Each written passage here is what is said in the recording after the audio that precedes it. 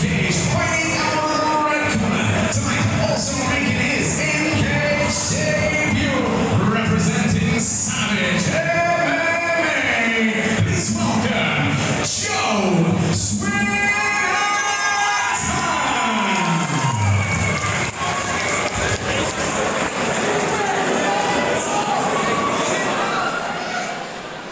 Welterweight action on deck here at FCC 26. Lewis Humphreys in the red, representing Urban Kings, a debut fighter here, taking on Savage MMA's Joe Swinnerton in the black. And it's an early takedown from Swinnerton, the fellow debutant. Swinnerton looking for the back early here, Harry. Yeah, very aware of that takedown opportunity straight away. Humphreys came straight out and gave a very easy takedown, considering training at a place with affiliation like ASW, expecting not to give it up that easy, but very nice turnaround here as he gets side control on his man. Yeah, good work to reverse that effort there. All the effort from Swinnerton, but Humphreys very technical there in the end of that exchange. But let's see what he can do from top position here. Oh, good work from Joe Swinnerton to get that from under. Oh, that's tight though, Harry. Switch to the back a little bit more, and that's on. Swinnerton grimacing here, but he gets out. And again, good work from Humphreys to get back to his feet. Swinnerton barreling in there. A lot of pressure straight away. I think Humphreys actually gave up on that rear naked choke just a little bit early. Could have hung in there a little bit longer and tried to adjust to the back. But he found himself back under pressure again. And Harry, you talked about this earlier. We've got two debut guys here, but they are not looking like they're novice and inexperienced in terms of the skills they're bringing to this fight. They're straight in there. They know what they're about. They're trying to topple each other early on here. Humphreys with the control up, and now they've released in the back in the middle. Swinnerton seems to have a lot more confidence. Oh! Drops his man with the right hand. Nice kick to the body there from Humphreys. Humphreys looking like he's really settling into this one now, but he's got to be careful of those takedown attempts. Nice sprawl from the man from Urban Kings. Learning a lot about Humphreys' style here. He looked pretty comfortable getting that rear naked choke and very comfortable with the hands. Swinnerton really trying to keep this fight close and on the ground. Yeah, he didn't get those hands locked though. Oh, beautiful wizard throw. Phenomenal stuff there from Lewis Humphreys. Now we're definitely seeing more of that ASW affiliation and Urban Kings under mixed dancing tutelage there really coming to life. Yeah, you look back to the early days of mixed dancing on FCC when he was pretty much just a banger, and now he's shooting double legs from all over the place. Really developed that wrestling game, and we're seeing it in his students. Nice ground and pound from Lewis Humphreys here. He's getting them hips straight back. Not allowing his man any chance of breaking out of that takedown.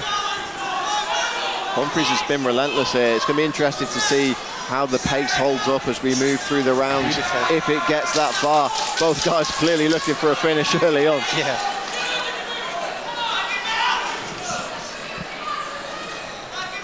Final seconds of the round here, and Lewis Humphreys is going to be very pleased with the effort he's put in.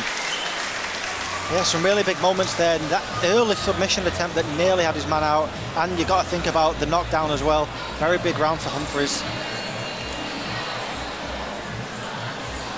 I mean, yeah, we're talking about the shorter rounds here, so, you know, we may be even looking at a potential 10-8 for that one. Of course, 10-8's being scored more liberally than they used to under the current rule revisions of the unified rules.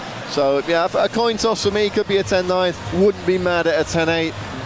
But it really is going to be on Joe Swinnerton to put his foot down in this second round and get some points back on the board. I mean, that was definitely a fast-paced first round, so we'll have to see if they can, how long they can keep this pace up for.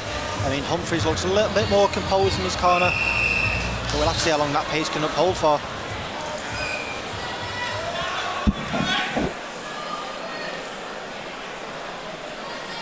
Seconds are out. Round 2 of 3 about to get underway here at FCC 26. If you're joining us on our live stream tonight, welcome. Brad Wharton and Harry Williams calling the action for you. Another whizzer attempt from Humphreys there. Oh, big knees. He really has been bossing the action, and you know, controlling where the fight takes place, when the transitions happen. And, you know, you go back to the likes of Randy Couture, and that was always his motto. The man who decides where the fight takes place is the man who decides how it takes place. And that's what we're seeing here from Lewis Humphreys. Yeah, you've got to impose yourself on your man. It's an old cliche, imposing your will. But it's really what you got to do. Beautiful throw again. Really starting to see this grappling prowess of Lewis Humphreys really start to dominate this fight. He's looking more and more confident and comfortable in each exchange, no matter whether it's a takedown or a combination on the feet. Really starting to see him develop into this fight. Back to his feet from Joe Swinnerton there, using the cage. Nice little punch under the armpit from Swinnerton, but he needs to turn his man here. Going to give up another takedown, perhaps. Humphreys looking to drag his man to the ground. Didn't quite manage it that time, though.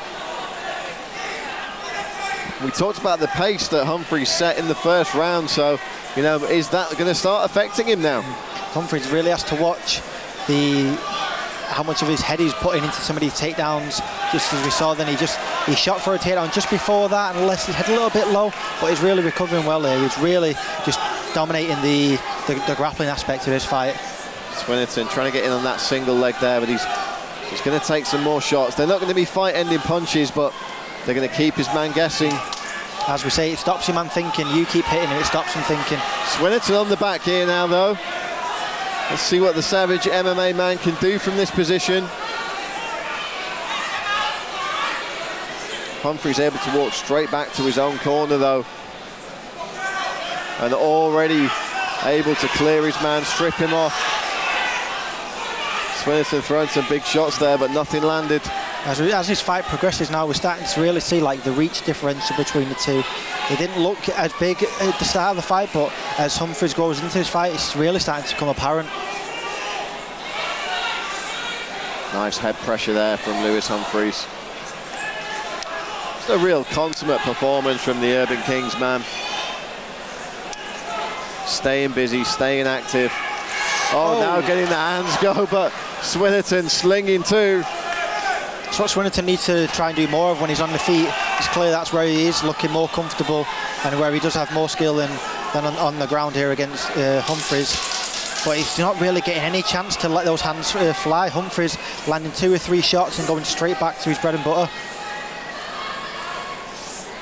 And you know that Lewis Humphreys is supremely confident when he's trying these sacrifice throws as well, because the nature of the beast is if they go wrong, you end up on your back with the guy on top of you. But he's been supremely confident in his ability to twist his man and come out on top in those positions. So he really does have that to fall back on should he need it. So far, this has been one-way traffic for Lewis Humphreys. But what we have seen from Joe Swinnerton is the rare occasion he's had that second or two to throw. He's swinging with bad intentions, and how many fights have we seen just turn on a sixpence when one guy lands a big, heavy shot? So Joe Swinnerton, he's clearly still got power in the hands. Will he be given the opportunity to let it rip?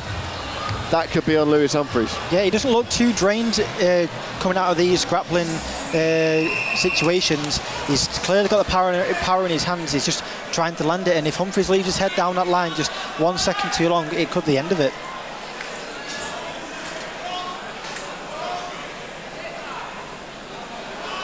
Yeah, neither man taking particularly deep breaths as we start this third and final round. Nice kick to the body early from Humphreys, but Swinnerton immediately getting those hands to work. There was an early left hand there from Swinnerton that just got blocked by the right hand of Humphreys, and you never know what could have happened there. Humphreys staying well out of striking range. A little bit more urgency now from Swinnerton just before that head kick. Take that kick like a champ and immediately tried for a takedown, but I was going to say good hits from Humphreys there, but Swinnerton does eventually get the takedown. A little bit of turn of the tables there in the takedown from Swinnerton. He's going to have around 2 minutes to play with it, and it looks like Swinnerton's cut here. Not sure if it's no, it looks like a bloody nose from Swinnerton. Not what you need in the third round when you're going to take some deep breaths, Harry. Definitely not. Those little shots that stopped him thinking, they've clearly paid off in terms of the power and where he's been placing them right on the bridge of the nose. Bringing out a lot of blood from Swinnerton. This contest sponsored by Oxygen Bar Bolton. Get down to the Oxygen Bar. They've got a selection of great cocktails and those oxygen machines if you need to get rid of that Saturday night hangover. And Harry, I'm a man who knows a thing or two about hangovers, my friend, so I'm looking forward to trying one of those bad boys out at Oxygen Bar Bolton soon. A great sponsor here for us here at FCC 26. Lewis Humphreys still very much in control here. And we can see Harry Swinnerton now with the mouth wide open to breathe after that bloody nose. Yeah, that's really just going to damage his cardio more than anything now. He's going into the double time, trying to focus on that breathing, try and get through this round with the weight of his opponent pressing down on him. It's clearly going to be a factor. You know, Humphreys hasn't been quite as dynamic in this third round, and that's a testament to Swinnerton. You know, really going for it here in the third, but it has to be said, Humphreys still very much in control.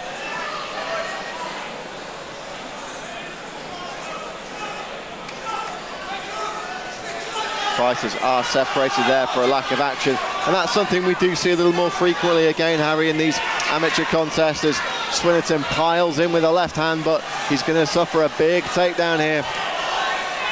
Nice awareness there for Swinnerton to stop himself from being slammed. When he's on the field, when they make changes, I know he needs a Hail Mary and he's throwing in big shots in, but if he can just work on his footwork a little bit and get in and out a little bit faster. I know it's harder to do in these later rounds, but if he can work on getting in and out just a little bit faster, it'd make all the difference to his situation. Final 10 seconds. Humphreys looking for a big finish here, getting some shots off. Swinnerton punching back himself. Buzzer goes, and we go to a decision for the first time tonight here, Harry. And look, we said it was one-way traffic for the majority from Lewis Humphreys, but for me, Joe Swinnerton kept it competitive. He certainly didn't look like he was about to capitulate at any point. He was fighting back for the entire contest, and I think both these men are going to have a lot to take away from their amateur debuts here tonight. Yeah, definitely. You can't really take anything away. Amateur is, again, as we keep saying, it's where you want to learn, it's where you want to make those mistakes.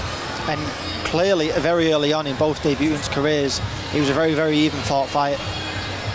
You know, you'd rather see guys at amateur taking fights like this where they are going to get tested. And, you know, look, everyone has to fight a journeyman every now and again, but, you know, seeing these guys get tested early and just getting that mindset of, look, it doesn't matter if you finish your amateur career 6-1 or 3-3. It's the guys you fought, the experience you fought, and when we're seeing these guys with long amateur careers now, the guys that have gone through the IMAF system with 15, 20, sometimes 30 amateur fights, and you see them in their pro debut, and they're like experienced pros already. That's what we want to see for the evolution of the sport. Let's throw it to Jonathan Millard in the cage, and he'll make it official.